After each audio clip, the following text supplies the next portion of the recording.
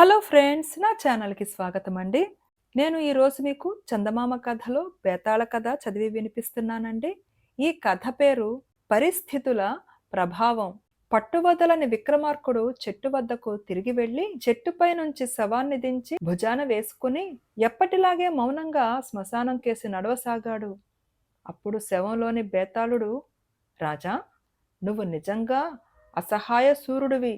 ఇంకొకరి సహాయం లేకుండా నువ్వు దుర్ఘటమైన పనికి ఒడికట్టావు. చాలామంది నీలదత్తుడిలాగా విఘ్నాలు ఎదురైనప్పుడు నిరుత్సాహపడిపోతారు. శ్రమ తెలియకుండా నీకు నీలదత్తుడి కథ చెబుతాను, విను అంటూ ఇలా చెప్పసాగాడు. చాలా కాలం క్రితం విజయపురి అనే నగరంలో సోమనాథుడు అనే నౌకా వ్యాపారి ఉండేవాడు. ఆయన దేశాంతరాలతో వ్యాపారం చేసి కోట్లు గడించాడు. సోమనాథుడి కొడుకు నీలదత్తుడు. నీలదత్తుడికి యుక్త వయసు వచ్చే సమయానికి సోమనాథుడు తన నౌకల నిండా సరుకులు వేసుకుని సముద్రం మీద పోతూ ఉండగా మధ్యదారిలో తుఫాను వచ్చి నౌకలన్నీ మునిగిపోయాయి. అనేక లక్షల ఖరీదు చేసే సరుకుతో పాటు సోమనాథుడు కూడా పోయాడు. 2 సంవత్సరాలు గడిచాయి. సోమనాథుడు తిరిగి రాలేదు. అతని భార్య దిగులుతో మంచం పట్టి కొంతకాలానికి మరణించింది. వర్తకంలో సోమనాథుడితో సంబంధాలు గల వర్తకులు దొంగలెక్కలు చూపించి సోమనాథుడి ఆస్తి అంతా కాజేశారు. డబ్బుకు సంబంధించిన బాధ్యతలు ఏమీ పట్టించుకోకుండా ఆనందంగా జీవితం గడపడం మాత్రమే నీలదత్తుడు ఎరుగును. అందుచేత అతను తన తండ్రి ఆస్తిలో కొంచెం కూడా దక్కించుకునే ప్రయత్నం చెయ్యక దిక్కులేని పక్షి అయిపోయాడు. బికారిగా మిగిలిన నీలదత్తుడికి బంధువులెవరూ సహాయం చెయ్యలేదు. కానీ సోమనాథుడి బాల్య స్నేహితుడు నవకుబేరుడు అనే ఆయన అతన్ని చేరదీసి తన ఎంట ఉంచుకుని అతనికి ఆశ్రయం ఇచ్చాడు. నవకుబేరుడు ఆ దేశపు రాజుకు కుడి భుజం లాంటివాడు. ఆయన తరచుగా రాజభవనానికి వెళ్ళి రాజుగారితో మాట్లాడి వస్తూ ఉండేవాడు. ఆయన ఒకసారి నీలదత్తుణ్ణి తన వెంట రాజభవనానికి తీసుకుపోయినప్పుడు రాజకుమార్తె లావణ్యవతి అతన్ని చూసి అతని అందానికి ముగ్ధురాలై అలాంటి వాడు తనకు భర్త అయితే తన జన్మ తరిస్తుంది అనుకున్నది. అతను ఒకప్పుడు గొప్ప ధనికుడని, ప్రస్తుతం అతనికి ఏమీ లేదని, అతను నవకుబేరుడు పోషణలో ఉంటున్నాడని తెలిసి ఆమె అతనిపై ఎంతగానో జాలిపడింది. నీలదత్తుడికి మాత్రం తన స్థితి తలుచుకుంటే అసహ్యం వేసింది. నవకుబేరుడు ఎంట ఎంతకాలం ఉన్నా తన స్థితి మారదు. తాను స్వతంత్రంగా ఏదన్నా వ్యాపకం కల్పించుకోవాలన్నా తనది అంటూ చిల్లి గవ్వ కూడా లేదు. ఇంకొకరి నీడన బతుకుతున్నంత కాలము తనకు స్వేచ్ఛ కూడా లేదు. అందుచేత ఒకనాటి రాత్రి నీలదత్తుడు నవకుబేరుడు ఎంట కొంత ధనము, వజ్రాభరణాలు తస్కరించి మూటగట్టుకుని రహస్యంగా బయలుదేరాడు. ఆ ధనంతో గౌరవంగా బతకాలని అతని ఆలోచన. కానీ అతను ఆ రాత్రే నగర రక్షక భటులకు దొరికిపోయాడు. తాను ఎవరో, తన మూటలో ఉన్న వస్తువులు ఎక్కడివో, రాత్రివేళ తాను వాటిని తీసుకుని ఎక్కడికి వెళ్ళిపోతున్నాడో, నీలదత్తుడు తాను ఎవరో, తన మూటలో ఉన్న వస్తువులు ఎక్కడివో, అర్ధరాత్రి వేళ తాను వాటిని తీసుకుని ఎక్కడికి పోతున్నాడో నీలదత్తుడు చెప్పలేకపోవటం చేత భటులు అతన్ని దొంగగా పరిగణించి ఆ రాత్రికి అతన్ని కారాగృహంలో బంధించి ఉంచి మర్నాడు రాజాస్థానానికి తీసుకుపోయి రాజు ముందు పెట్టారు. మూటలోని నగలు నవకుబేరుడు అని తేలిపోయింది. నీలదత్తుడు నవకుబేరుడు ఎంట తలదాచుకుంటున్న సంగతి రాజుకు తెలుసును.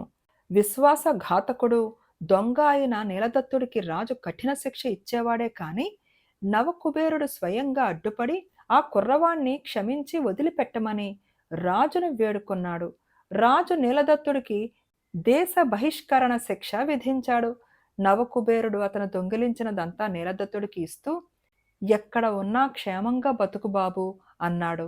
రాజకుమార్తె నీలదత్తుడు దొంగగా పట్టుబడినందుకు అసహ్యపడలేదు గాని అతనికి దేశ బహిష్కారం జరిగినందుకు బాధపడింది. నీలదత్తుడు విజయపురం వదిలి అవంతిపురం చేరి అక్కడ కొంతకాలం వైభవంగా జీవించాడు.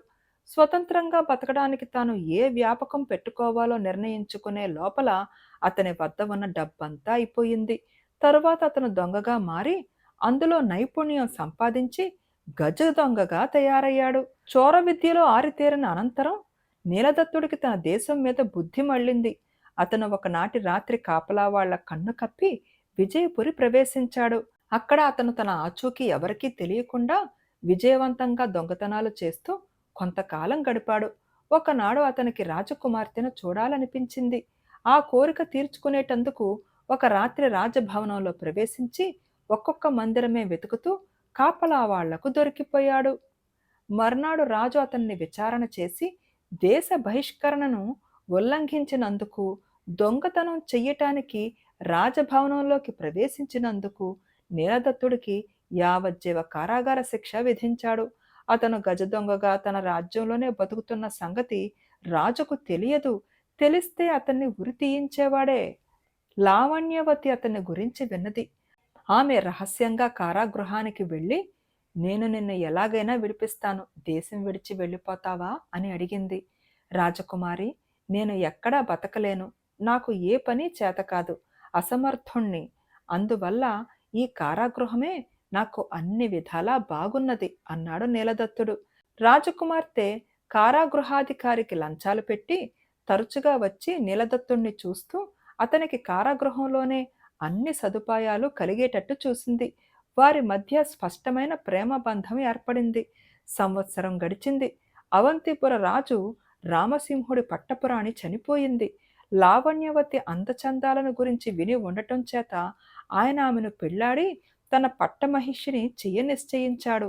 ఆయన తరపున ఆయన దూత వచ్చి, అవంతిపురపు మహారాజు గారు మీ కుమార్తెను వివాహమాడదలిచారు. మీరు నిరాకరించే పక్షంలో మీ దేశం మీద దండెత్తి వస్తారు అని విజయపురి రాజుతో అన్నాడు. అవంతి రాజు బలవంతుడు. ఆయనతో యుద్ధం చేసి గెలిచే అవకాశం విజయపురి రాజుకు ఏమాత్రమూ లేదు. అందుచేత విజయపురి రాజు తన కుమార్తె అయిన లావణ్యవతిని రామసింహుడికి ఇచ్చి పెళ్లి చేయటానికి వెంటనే ఒప్పేసుకున్నాడు. ఈ వార్త వినగానే లావణ్యవతికి నెత్తి మీద పిడుగు పడినట్టయింది. రామసింహుడు వంటి వృద్ధుడికి భార్య కావడం కన్నా చావే మేలని ఆమెకు తోచింది. ఆ రాత్రి ఆమె నీలదత్తుణ్ణి కారాగృహంలో కలుసుకుని సంగతంతా అతనితో చెప్పి, మనం పారిపోయి ఏ దూరదేశంలోనైనా సుఖంగా బతుకుదాం, నీకు అభ్యంతరమా అని అడిగింది. నీలదత్తుడు అందుకు సమ్మతించాడు. ఆ రాత్రే ఆ ఇద్దరు విజయపురి వదిలి వెళ్ళిపోయారు. బేతాళుడు ఈ కథ చెప్పి, రాజా, లావణ్యవతి అవివేకంగా నీలదత్తుడితో లేచిపోయి భోగభాగ్యాలను, రాజ జీవితాన్ని ఎందుకు దూరం చేసుకున్నది? అతను ఏ పని చేయలేని వాడని ఆమెకు తెలియదా? పారిపోవటం కన్నా యావజ్జీవ కారాగృహ శిక్ష బాగున్నది అన్న నీలదత్తుడు ఆమెను వెంటబెట్టుకుని పారిపోవడానికి ఎలా ఒప్పుకున్నాడు? ఆమెను ఎలా పోషించుదామనుకున్నాడు? ప్రేమ వారినిద్దరినీ గుడ్డివాళ్ళను చేసిందా? ఈ సందేహాలకు సమాధానం తెలిసి కూడా చెప్పకపోయావో నీ తల బద్దలవుతుంది అని అన్నాడు. దానికి విక్రమార్కుడు, నీలదత్తుడు తాను ఏమీ చేతకాని వాడిని అన్నప్పటికీ రాజకుమార్తె తెలివైనదైతే ఆ మాట నమ్మనవసరం లేదు. అతను అసమర్థుడైతే దేశ బహిష్కరణ శిక్షను లక్ష్య పెట్టకుండా విజయపురికి తిరిగి రాడు. వచ్చినా రాజభవనానికి ఎన్నటికీ రాడు. అతను దొంగతనం చేయటానికే వస్తే ఖజానా కేసి పోతాడు గాని మందిరాలలో పట్టుబడడు. నీలదత్తుడు తనకు కారాగృహంలోనే సుఖంగా ఉన్నది అనడానికి తాను అతన్ని రహస్యంగా చూడరావటమేనని కూడా ఆమె తేలికగా గ్రహించగలదు. మీదు మిక్కిలి ఆమె అతన్ని ప్రేమించి ఉన్నదేమో. ముసలిరాజుకు భార్యగా ఉండటం కంటే నీలదత్తుడి భార్య అయి మామూలు జీవితం గడపటమే మేలు అనిపించవచ్చు. ఆ మామూలు జీవితం ఎలా ఉంటుందో ఆమెకు తెలియదు గనుక దాన్ని గురించి ఆమెకు భయం ఉండదు. ఇక నీలదత్తుడు రాజకుమార్తె సాన్నిధ్యం కోసం కారాగృహంలో ఉండగోరాడు కానీ ఆమె వెంట ఎక్కడికైనా పోవటానికి అతనికి అభ్యంతరం లేదు. ఆమెను అతను ఎలా పోషిస్తాడో అన్న సమస్య లేదు. అతను గజదొంగ. అతను పట్టుబడినది దొంగతనం చేస్తూ కాదు. ఆ వృత్తి అతను ఏ దేశంలోనన్నా సాగించగలడు అని అన్నాడు. రాజుకు ఈ విధంగా మౌనభంగం కలగగానే బేతాళుడు శవంతో సహా మాయమై మళ్ళీ చెట్టెక్కాడు. ఫ్రెండ్స్, ఈ కథ నచ్చితే తప్పకుండా లైక్ చేయండి, షేర్ చేయండి అండ్ కామెంట్ కూడా పెట్టండి. అండ్ ప్లీజ్ సబ్స్క్రైబ్ చేసుకోండి. And thank you.